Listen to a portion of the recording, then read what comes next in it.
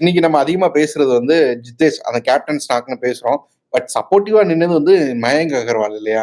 ஒரு மாரி ஜித்தேஷ் உள்ள வந்தோனே செகண்ட் ஃபிடில் எடுக்க ஆரம்பிச்சுட்டாரு. அவருக்கு இல்ல ஸ்ட்ரைக் குடுத்து அவருக்கு 12வது ஓவரே விராட் கோலி அவுட்.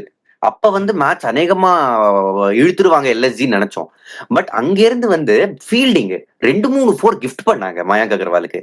அங்க அவருக்கு அந்த மாதிரி ஒரு மொமெண்டம் கிடைச்சிருச்சு. அண்ட் ஜிதேஷ் ஆடும்போது மயங்க் அகர்வாலோட ரோல் கொஞ்சம் சிம்பிள். அவரோட 2-3 4 மிஸ்ஃபீல்ட்ல வந்துச்சு. Super innings. அதாவது 12வது ஓவர் விராட் கோலி அடிச்சதுக்கு அப்புறம் 2 இந்தியன்ஸ் வந்து முடிச்சு கொடுத்துருக்காங்க பாருங்களேன். அதான் இந்த ரன் சேஸோட கிரேட்டஸ்ட் விஷயம். அதாவது 2 தடவை தான் இதுக்கு முன்னாடி அவங்க 200 சேஸ் பண்ணிருக்காங்க. RCB 200 plus. இது அவங்களோட highest ever chase. And Virat கோலியை விட ஒருத்தர் அதிகமா அடிச்சிருக்காரு. அது ஒரு இந்தியன் பிளேயர் அடிச்சிருக்காருன்னா எவ்வளவு பெரிய விஷயம். என்னன்னா லாஸ்ட் மேட்ச்ல நம்ம பாத்துறோம்ல, கடைசி 5 ஓவர்ல 7 விக்கெட் விட்டாங்க. 7 விக்கெட் 8 விக்கெட் விட்டாங்க. அப்படி இருக்கப்போ அந்த இதுல இருந்து பார்க்கும்போது தான் மயங்க் அகர்வாலோட இன்னிங்ஸ் வந்து ரொம்ப முக்கியத்துவம் வாய்ந்ததா இருக்கு. ஸோ அவருமே வந்து ஒரு ஹீரோ தான் அந்த மேட்ச்ல. நிச்சயமா பெரிய ஹீரோ தான். அதாவது ஒரு லேட்டா வந்திருக்காரு, படிக்கலுக்கு ஒரு ரீப்ளேஸ்மெண்ட், ஒரு லோக்கல் பெங்களூர் பிளேயரு. முன்னாடி இந்த ஆப்போசிட், அதாவது முன்னாடி அவர் கேப்டன் எல்லாம் பண்ணிருக்காரு பஞ்சாபுக்கு.